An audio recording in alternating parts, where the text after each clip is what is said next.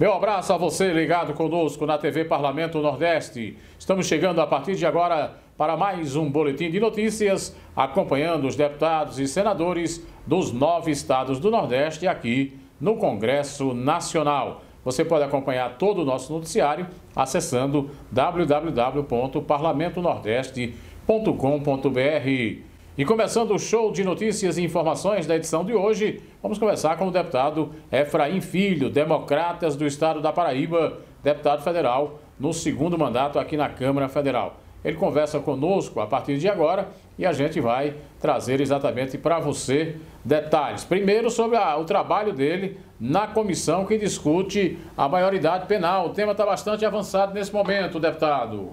Exato, é um tema hoje que é um tema da sociedade. O Brasil a cada dia se espanta com os casos de impunidade, de crueldade, de violência.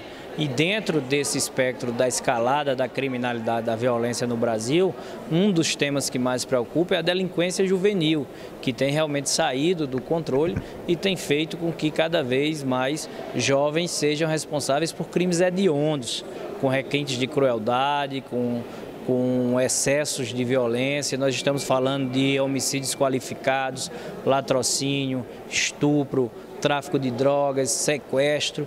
Então é preciso a gente reagir, porque esse menor que é tido hoje pela legislação como incapaz, ele tem na verdade apresentado discernimento entre o bem e o mal, o certo e o errado, tem assumido funções que denotam a capacidade que ele tem de exercer seus direitos, como por exemplo votar aos 16 anos, casar e construir uma família, abrir uma empresa e gerir seu próprio negócio. Então ele também deve responder pelos crimes que comete. Nós estamos hoje vivendo uma inversão de valores na nossa sociedade, princípios deteriorados.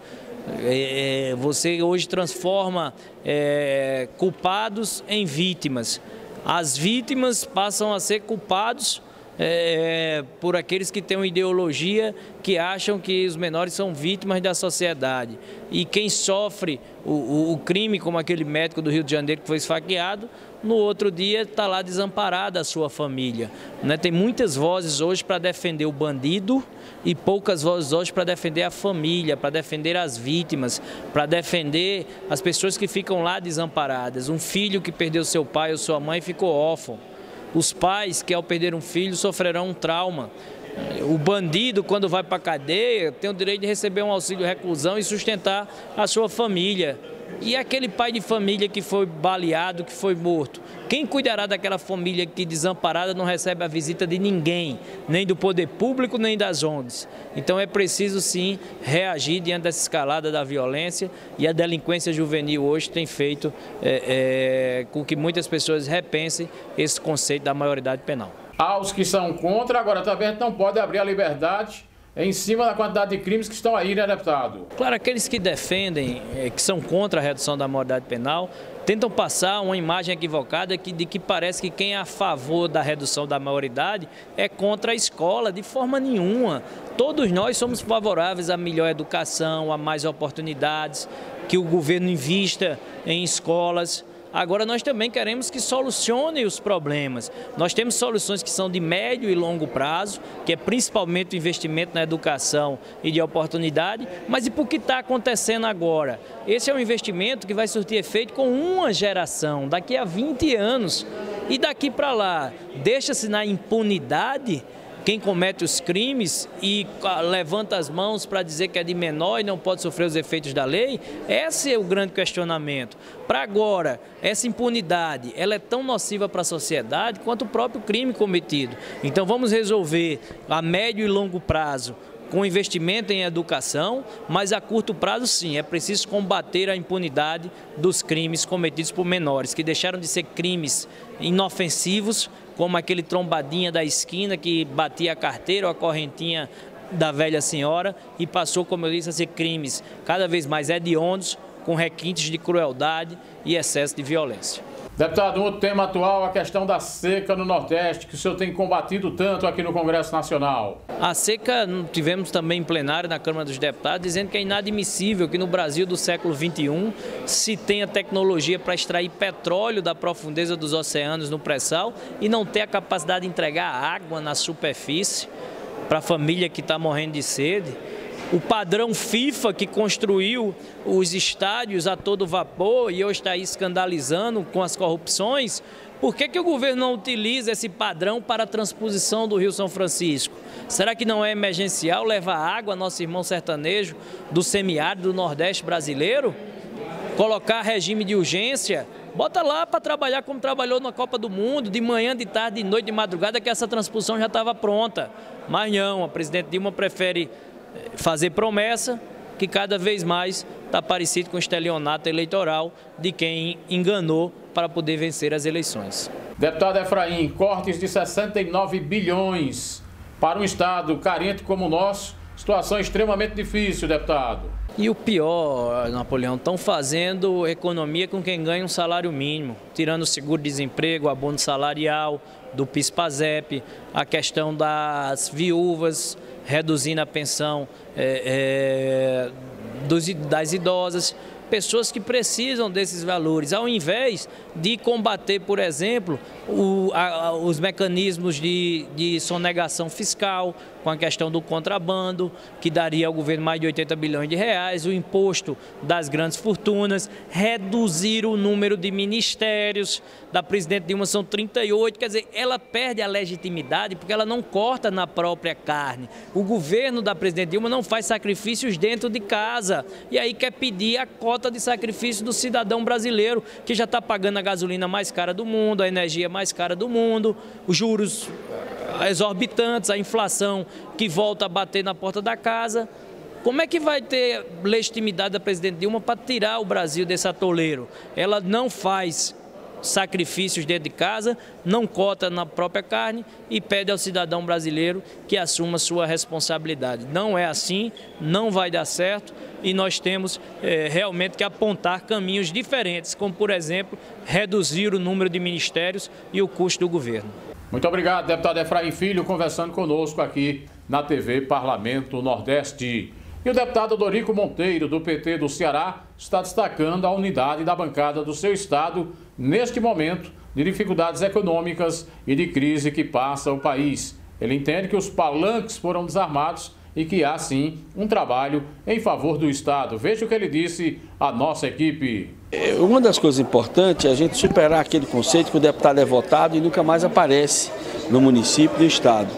E essa articulação que nós estamos fazendo das bancadas do Nordeste, não só a bancada de cada estado, mas também a articulação da bancada do Nordeste como um bloco importante, e a vinda dos governadores aqui com os deputados, construindo uma agenda do Nordeste, que a agenda da transposição é uma agenda do Nordeste. A preocupação do Nordeste manter o seu ritmo de crescimento e que a gente possa potencializar o processo de industrialização do Nordeste é também um grande desafio.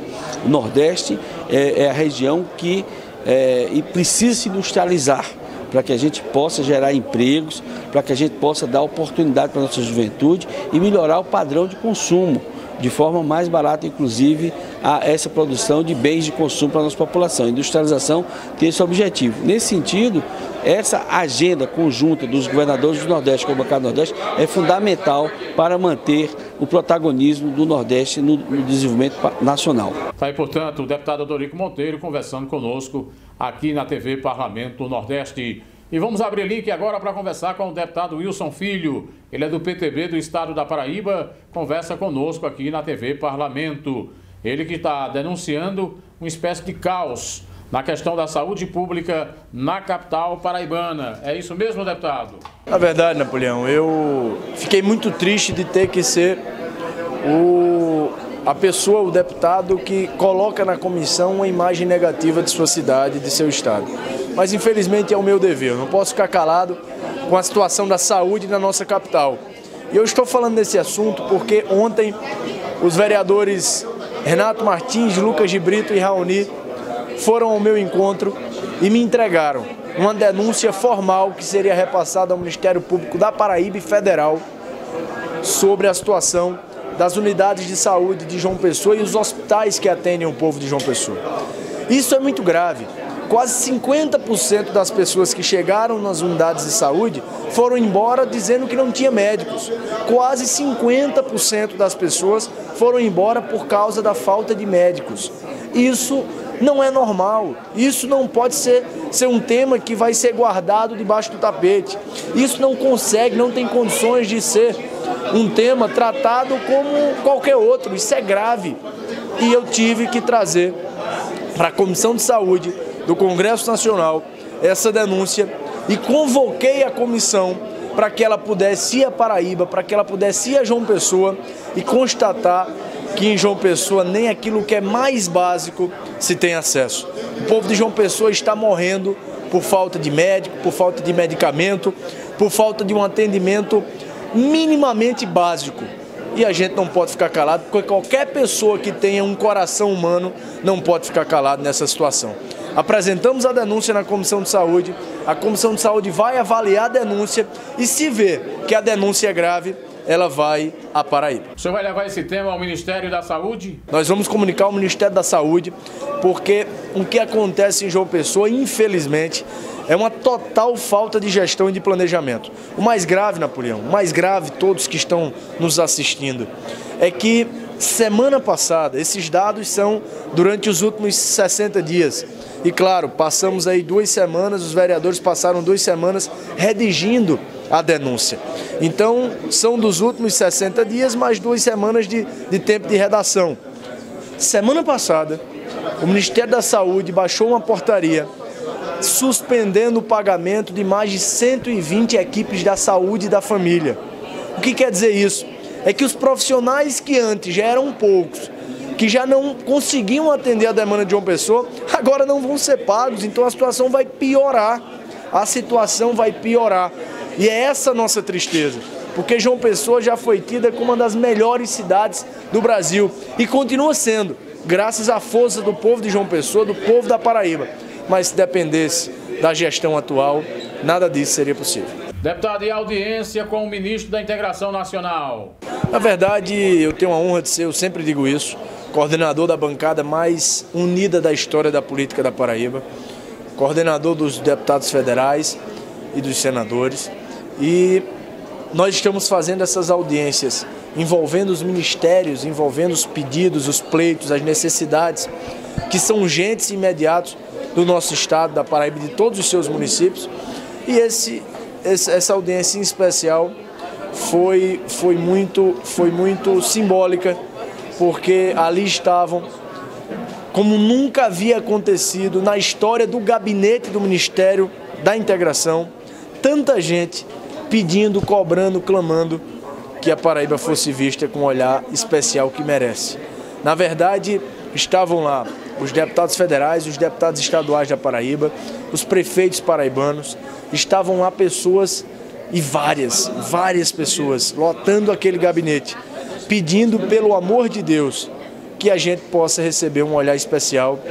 E lá o ministro anunciou 18 milhões de reais para tentar diminuir as dificuldades causadas pelo 4º ano consecutivo de seca. É pouco, mas já é alguma coisa. A Paraíba precisa de mais, mas esse dinheiro já começará a ajudar.